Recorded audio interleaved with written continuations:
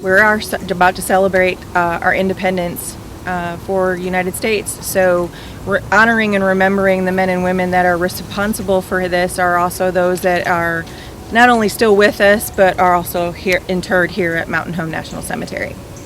We are 3,000 short from last year, so that's why we're kind of starting the process of a little bit earlier this year and letting people know. We had a lot of people that notified us last year after the fact that they didn't know anything about it, so we thought if we started the process early, that would get things rolling. The cost of a wreath is $17.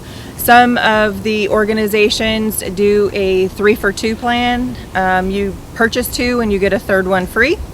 We have other organizations that if you purchase 1 wreath for $17, $5 goes back to the organization, and then that money can then go back into the community and help veterans locally. Here at Mountain Home National Cemetery, we have 4 Medal of Honor recipients, and 3 from the Civil War and 1 from World War II. Is called the One-Man Army, and he's actually the 2nd highest decorated soldier out of World War II, next to Audie Murphy. Audie Murphy supposedly has 1 more medal than he does. And these Medal of Honor recipients are actually marked with a blue flag, as you can see over here with John Berman and Frederick Buck, and then Thomas Smith is our only Navy one that's over here. And our World War II is up on the crest, up on the hill in HH.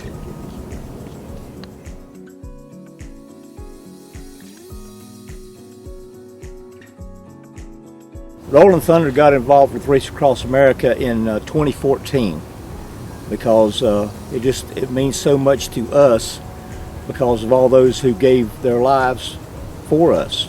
We only had like 300 and some wreaths the first year, and it's grown to where we're about 90%, maybe a little more, of having everything covered, and that's the goal, and we're not going to stop till that gets done.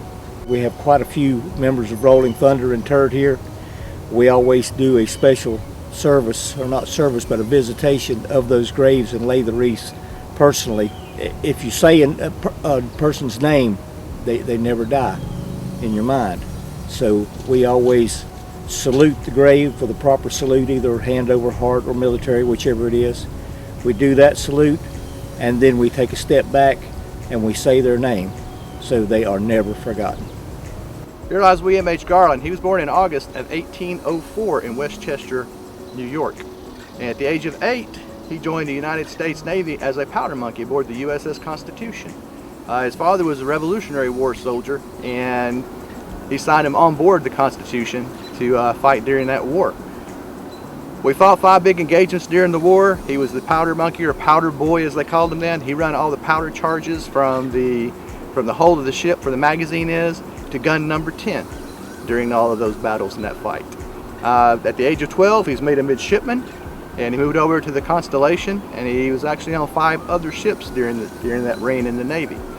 Well, in 1846, he decided he was done with the Navy and wanted to fight in the Mexican War. So the Navy wasn't doing a lot in the Mexican War, but he wanted to go in and do that, so he joined the 1st United States Volunteer Infantry, actually the 1st Louisiana Volunteers, and fought in the Mexican War. And then after that, he joined up, fought 3 units during the Civil War. And then he ended up being here. Short story's got more to his story and more in his line with it too, but he became also a minister and was a chaplain in his last unit during the Civil War. But he took a tumble in the stairs here on the 11th of December 1903 when he was coming down to go to the dining facility where they call before the clock tower is, and he never recovered from that accident at the age of 99. And he was brought over that same day and laid to rest here on the 11th of December 1903. So the first burial for a veteran at Mountain Home National Cemetery is an ordained Baptist minister. So you can go to Wreaths Across America, Mountain Home, and you can register as a volunteer.